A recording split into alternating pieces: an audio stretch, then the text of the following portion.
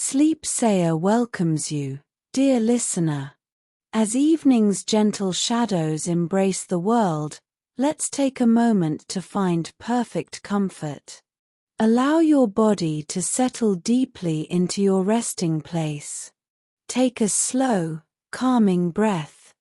Tonight, Sleepstory will share the tale of Lady Eleanor, a tale where dreams and reality dance together in perfect harmony. The mist rises gently from the riverbank in the soft light of dawn. Ancient stone buildings stand quietly along cobbled streets, their windows still dark in the early hour. Dewdrops glisten on ivy leaves that climb weathered walls, catching the first hint of golden light. The morning air carries the scent of fresh bread from distant bakeries. A lone blackbird begins its morning song, notes floating through the still air. This is Florence, a city of secrets and beauty, where art and knowledge flow like the gentle river through its heart. In the shadow of a merchant's grand house, a young woman slips quietly through a servant's entrance. Her name is Marta, though few would remember it. Her hands are rough from scrubbing floors, her back bent from carrying water and coal. For 7 years she has served in this house, invisible to all but those who would command her next task. Today, however, something different waits within the leather satchel hidden beneath her simple dress. A letter, sealed with wax bearing an unfamiliar crest. You might notice how the morning light creates patterns on the stone walls. The way shadows stretch and then shrink as the sun climbs higher in the perfect blue sky. The gentle rhythm of the city awakening, like a great beast stirring from slumber. Somewhere, church bells toll the hour, their bronze voices echoing across tiled rooftops. Marta moves through the kitchen, unseen as always. Her heart beats quickly, though her face remains calm. The letter had arrived yesterday, brought by a messenger who spoke in whispers. Eleanor Bianchi has died on her journey, he had told her. A fever took her before she could reach Florence. Eleanor Bianchi, a noblewoman from Venice, expected at the university by month's end. A woman no one in Florence had yet met. A woman whose papers now rested in Marta's satchel. The morning breeze carries the scent of jasmine from courtyard gardens. Birds gather on rooftops, sharing news of the day in melodious conversation. Sunlight warms the ancient stones of the city, as it has done for centuries before. Time moves slowly here, like honey dripping from a spoon. That evening, Marta does not return to the merchant's house. Instead, a figure in a modest but elegant gown makes her way toward the university quarter. Her hair is arranged simply but with care, her posture straight and dignified. In her hands, she carries papers that speak of her education in Venice, her knowledge of law and letters. Eleanor Bianchi has arrived in Florence. The evening air feels different against her skin, cooler now as shadows lengthen across the stone buildings. Street lamps are being lit one by one, creating pools of golden light. You can almost hear the soft footsteps on cobblestones, the rustle of fabric as she walks. The weight of possibility hangs in the air, like the moment before rain falls. Days turn to weeks as autumn paints the countryside in amber and gold. Eleanor Bianchi quickly becomes known for her remarkable mind, her knowledge of legal texts impressing even the most skeptical scholars. Her chambers in the university quarter are simple but elegant, befitting a woman of modest nobility. Few question her soft accent or her reluctance to speak of Venice. Those who do are met with gentle deflection, a skill she has perfected as carefully as her penmanship. Sunlight filters through leaded glass windows, casting prismatic patterns on ancient manuscripts. The scent of ink and parchment fills the air, comforting in its permanence. Quill pens scratch softly against paper, thoughts becoming words becoming knowledge. Time seems to slow in these halls of learning, measured in turning pages rather than hours. It is in the university library that she first notices him. A man with kind eyes and ink-stained fingers, whose voice draws listeners like moths to flame. Marco Salvatore, a storyteller whose tales captivate audiences throughout Florence. He speaks of distant lands and ancient myths, breathing life into legends long forgotten. Eleanor finds herself lingering when he visits, her work momentarily set aside. The library exists in a perpetual twilight, dust motes dancing in shafts of golden light. Leather-bound volumes line the walls, guardians of centuries of human wisdom. The wooden tables are polished by generations of scholarly hands, smooth as river stones. A comfortable silence blankets the room, broken only by the occasional turning of a page. Their first conversation begins with a question about Aristotle. His voice is soft in the quiet of the library, respectful of the sanctuary they share. "I've seen you at my performances in the square," he says with a gentle smile. "You always leave before I can thank you for listening." Eleanor feels her carefully constructed world shift slightly, like a boat rocking on calm waters. No one has truly seen her, not since she became Eleanor. Outside, rain begins to fall, a gentle patter against the stone walls. Droplets trace silver paths down leaded windows, blurring the world beyond. The sound creates a cocoon of privacy around them, a world within a world. Time stretches like warm wax, malleable and precious. Their friendship grows with the passing weeks, nurtured by shared interests and quiet conversations. Marco speaks of his travels, of stories gathered from villages and courts alike. Eleanor shares her knowledge of law, carefully avoiding mentions of her past. Something blooms between them, delicate as the first spring flower. Autumn deepens into winter, the city transformed by the season's first snow. White blankets the red-tiled roofs, softening edges and muffling sounds. The river flows more slowly now, its surface occasionally glittering with ice. Fireplaces glow warmly in every home, keeping the winter chill at bay. One evening, as they walk along the river after a snowfall, Marco takes her hand. "I have a confession," he says, his breath forming clouds in the cold air. "I knew you were not born to nobility the first time we spoke." Eleanor feels ice form around her heart, colder than the winter air. "Your knowledge is real," he continues softly. "But your hands tell a different story than your words." The river flows silently beside them, dark water against white banks. A heron stands motionless at the water's edge, patient and watchful. Lanterns glow from windows across the water, each a small universe of warmth and life. The night sky above is clear and vast, stars scattered like diamond dust.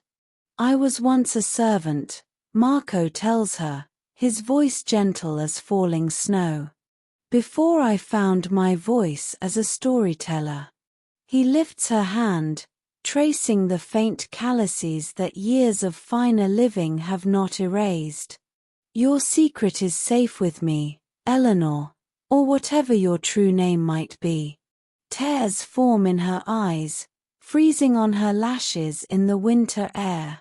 For the first time in years, she feels truly seen. The night embraces them in velvet darkness, protective and kind. Their footprints in the snow mark a path taken together, side by side. The distant sound of music drifts from a tavern, a melody both melancholy and sweet. Time stands still in moments of truth, stretching into eternity. Spring arrives in Florence, bringing renewal to the ancient city. Cherry blossoms flutter like pink snow, carpeting the cobblestones. The river runs high with mountain snowmelt, vital and strong. New leaves unfurl on every branch, tiny miracles of green against blue sky. Eleanor and Marco spend their days in separate pursuits, their evenings in each other's company. She continues her work at the university, gaining respect for her interpretations of complex legal texts. He travels the countryside gathering stories, always returning with new tales to share. Their love grows quietly, like a garden tended with patience and care. But secrets in Florence have a way of revealing themselves, like hidden frescoes beneath layers of plaster. A merchant from her past arrives at the university, seeking legal counsel. Eleanor feels the careful structure of her life begin to tremble. Recognition flickers in the merchant's eyes as he stares at the woman now called Eleanor Bianchi. The university courtyard blooms with spring flowers, their fragrance sweet in the morning air. Bees move lazily from blossom to blossom, gathering nectar with single-minded purpose. A fountain plays in the center, water catching sunlight like scattered gems.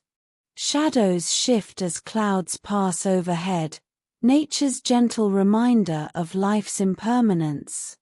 That evening, Eleanor tells Marco everything. Her true name, Marta. Her years of servitude.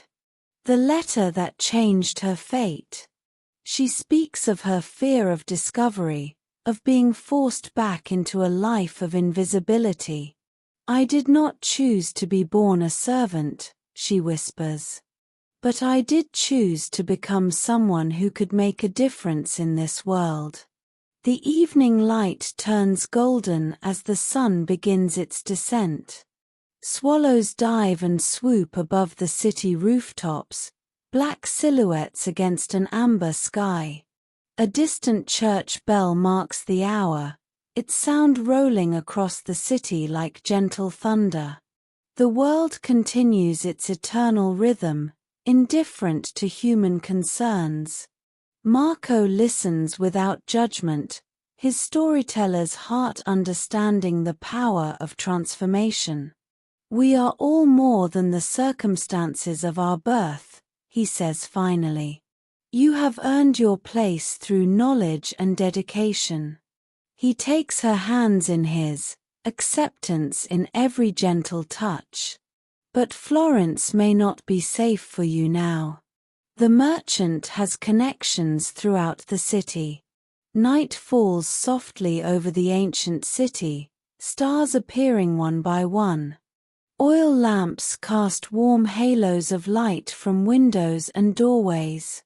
The sounds of day fade into the quiet murmurs of evening. A gentle peace settles over rooftops and courtyards, a blanket of tranquility. They make their plans as spring deepens toward summer.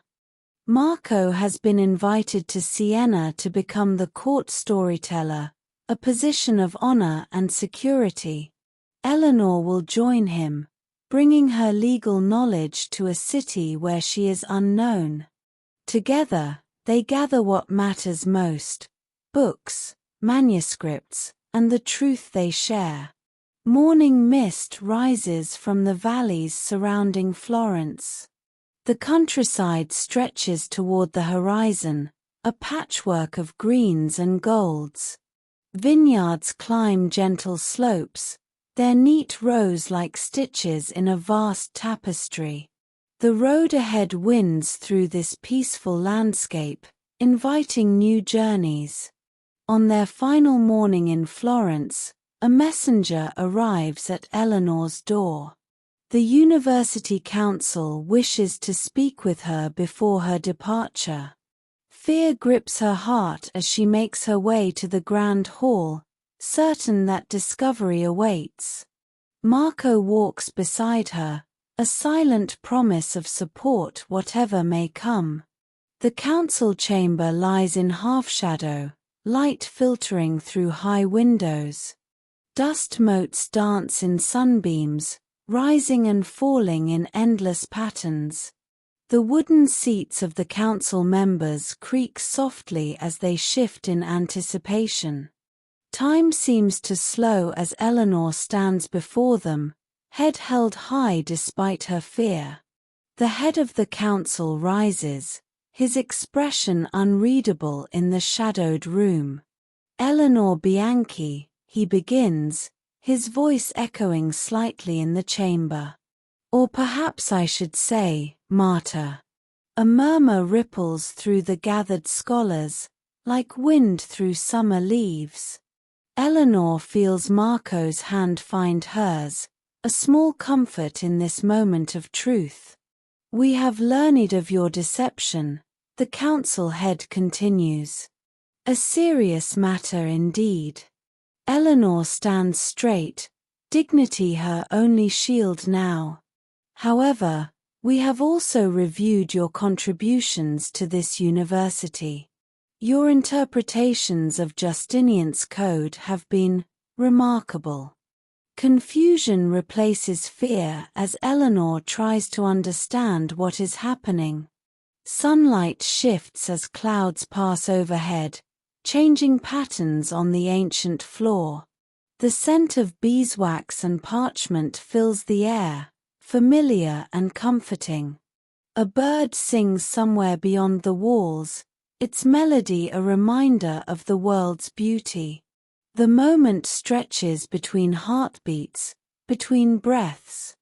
"The University of Siena will be fortunate to have you," the council head says finally. "And we would be foolish to let your mind be lost due to accidents of birth." He unfurls a scroll bearing the university seal. "This document confirms your education and achievements here. It bears the name Eleanor Bianchi, the name you have earned through your work." Tears of relief and gratitude fill Eleanor's eyes as she accepts the scroll. The journey to Siena begins on a perfect summer morning. The road stretches before them, promising new beginnings. Their wagon carries little: books, clothes, and the shared truth of who they are.